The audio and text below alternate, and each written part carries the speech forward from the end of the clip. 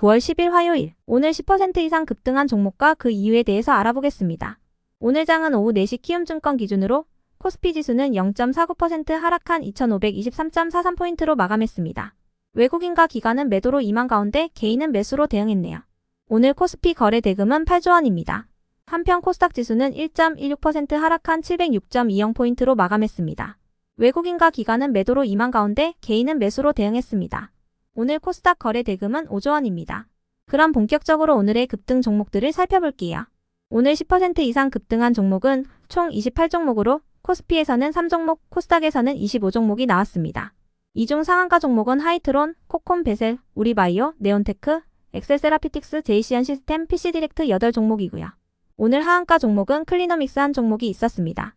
총 28개의 급등 종목들을 한데 모아서 섹터별로 묶어보니 3개 테마로 나눠볼 수 있었어요.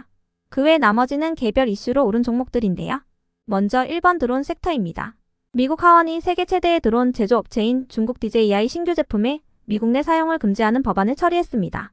이 법안에는 DJI가 향후 내놓을 제품들을 미국 통신 기반 시설 하에서 작동시키는 것을 금지하는 내용이 포함됐는데요.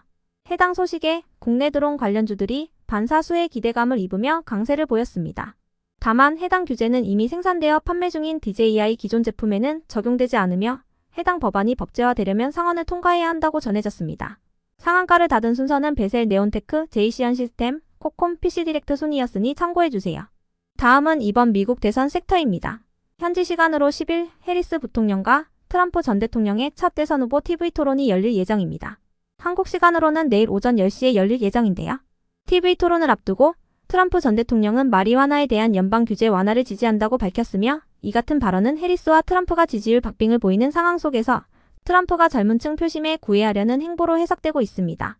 해당 소식에 평소 해리스 관련주로 꼽히는 대마초와 사업피 임약 관련주들이 상승했으며 트럼프 관련주로 꼽히는 재건 및 남북 경협 관련주들도 상승하는 흐름이 나왔습니다. 해리스 부통령은 의료용 대마와 낙태권에 우호적인 만큼 대마초와 사업피 임약 관련주들은 해리스 수혜주로 부각되고 있습니다. 트럼프 후보는 우크라이나의 젤렌스키 대통령과 통화한 사실을 공개하면서 우크라이나와 러시아의 전쟁을 끝낼 수 있다는 기대감을 보인 바 있습니다. 트럼프는 평소 북한 김정은과의 친밀한 사이도 부각시킨 바 있어 재건과 남북 경협 관련주들이 트럼프 수혜주로 부각되고 있습니다. 다음은 3번 신규 상장주 섹터입니다. 어제 장마감 후 이엔셀이 홍콩의 루시바이오텍을 통해 중간엽 줄기세포 치료제인 EN001의 아시아 6개국 기술 이전 계약을 체결했다고 공시했습니다. 계약 기간은 어제부터 시작하며 최초 상업 판매일로부터 10년이 되는 날까지입니다. 이후 1년 단위 갱신이 가능하다고 공시했는데요. 총 계약 금액은 1,950만 달러에 로열티가 추가되며 선급금 150만 달러는 계약 체결 후 30일 내로 수령할 예정입니다. 단계별 마일스톤 규모는 총 1,800만 달러라고 전해졌어요. 이엔셀은 8월 23일에 신규 상장하여 신규 상장주들의 대장주 역할을 해온 바 있는데요. 이엔셀은 현재 투자 경고 종목으로 지정되어 있음에도 이 같은 호재의 강세를 보이면서 일부 신규 상장주들이 개별 호재를 부각시키며 함께 급등하는 흐름이 나왔습니다. 엑셀세라피틱스는 엑소좀 자동화 분리 정제 장비인 엑소더스를 출시했다고 밝혔는데요. 엑소좀은 세포 간 정보 전달을 위해 세포가 분비하는 소포체로 단백질과 지질, 핵산 등의 다양한 생체 유래 물질들을 수송하는 역할을 담당한다고 전해졌습니다. 넥스트 바이오메디컬은 세계 최초로 관절염 통증 색전제에 대한 임상을 미국에서 진행 중이라고 알려져 임상 기대감을 입은 모습이었네요. 그 외 나머지는 개별 이슈로 오른 종목들인데요. 먼저 하이트론은 금요일 장마감 후 타법인 증권 취득자금 확보를 위해 100억 원 규모의 전환사채 발행을 결정했다고 공시한 바 있는데요. 어제는 표적 항암제를 개발하는 GPCR의 연구진을 임원으로 영입한 뒤 본격적인 신약 개발에 나선다고 밝혔으며 어제 장마감 후에는 최대 주주 변경을 수반하는 주식 양수도 계약을 체결했다고 공시했습니다. 이 같은 소식들이 연달아 전해지면서 하이트론이 이틀 연속 상한가로 마감해 주었네요.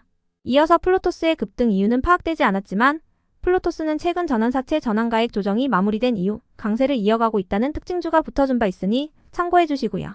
한편 베노티에날과 HL사이언스, 이미지스의 급등 이유는 파악되지 않았습니다. 이어서 제일일렉트릭이 상승했는데요. 테슬라가 전력관리 전문기업인 이튼과 협력하여 파워월 가정용 배터리 저장 제품 개선에 나선다고 전해졌기 때문입니다. 해당 소식에 제일일렉트릭이 이튼에 아크 차단기의 인쇄 회로기판 조립품을 독점 공급하고 있다는 사실이 부각되며 수혜 기대감을 입은 모습이었네요. 다음으로 삼영ENC는 총 100억 원 규모의 자금 조달 소식이 전해지며 강세를 보였습니다. 삼영ENC는 운영자금 확보 목적으로 글로리아 조합을 대상으로 한 70억 원 규모의 전환사채 발행을 결정했으며 운영자금 확보 목적으로 빅브라더스 1호 조합 등을 대상으로 한 30억 원 규모의 3자 배당 유상증자를 결정했다고 공시했습니다. 한편 DYD의 급등 이유는 파악되지 않았는데요.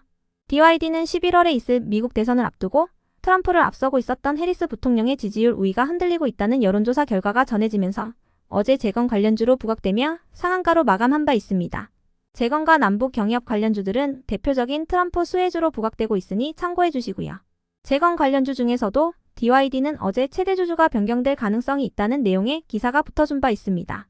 이어서 인벤티지랩은 독일계 빅파마의 기술 수출을 진행한다는 내용의 단독 기사가 전해지면서 강세를 보였습니다. 이번 기술 수출은 파이프라인이 아닌 장기지속형 플랫폼 기술을 기술 수출하는 것으로 인간 히알루론 이자재 플랫폼 기술을 머크에 기술 수출한 알테오젠과 같은 형태로 볼 수 있다고 알려졌는데요. 해당 빅파마는 후기 임상 중인 비만 치료제의 반감기 확장을 위해 고민하던 중 인벤티지랩이 지닌 장기지속형 기술의 러브콜을 보낸 것으로 알려졌어요. 인벤티지랩은 빅파마의 비만 치료제 신약을 마이크로스피어에 삽입하여 원하는 제형으로 만들어 공급하게 될 예정으로 이번 달 중에 계약을 완료하고 공동 연구에 착수할 계획이라고 전해졌습니다. 다음으로 루닛은 로슈 진단의 네비파이 디지털 병리 플랫폼에 AI 병리 분석 솔루션인 루닛스코프를 통합한다고 밝히면서 상승했습니다. 로슈 진단은 글로벌 생명공학 기업 로슈의 진단 사업부인데요. 로슈가 디지털 병리 분석 협업 생태계를 구축하기 위해 루닛의 AI 솔루션을 도입한 것은 이번이 처음이라고 전해지면서 루닛이 강세로 마감해 주었네요. 이어서 아이센스는 다음 달에 글로벌 브랜드와 CGM 공급 계약을 체결하고 글로벌 시장의 공급을 늘려나갈 것이라고 밝히면서 강세를 보였습니다. 윤종우 아이센스 상무가 이 같은 내용을 직접 밝혔다고 전해졌습니다. 한편 코데즈 컴바인의 급등 이유는 파악되지 않았지만 저번 주 수요일에 급락장이 펼쳐지면서 코데즈 컴바인을 비롯한 품절주들이 강세를 보인 바 있는데요. 품절주 중에서도 코데즈 컴바인은 주요 주주인 코튼클럽이 개성공단에 입주된 기업이라고 알려져 트럼프 수혜주로 부각되는 남북 경협 관련주로도 묶이는 종목이니 참고해주세요. 이어서 휴맥스홀딩스가 상승할 만한 호재나 공시는 파악되지 않았지만 휴맥스홀딩스는 최근 전기차 화재 방지 관련주로 묶이며 강세를 보인 바 있는데요. 오늘 오전 부산의 대표 전시 행사 시설인 백스코 지하 주차장에 있던 전기자전거에 불이 났다는 소식이 있었으니 참고해주세요. 이번 화재는 스프링클러가 작동하여 조기에 진화됐다고 전해졌습니다.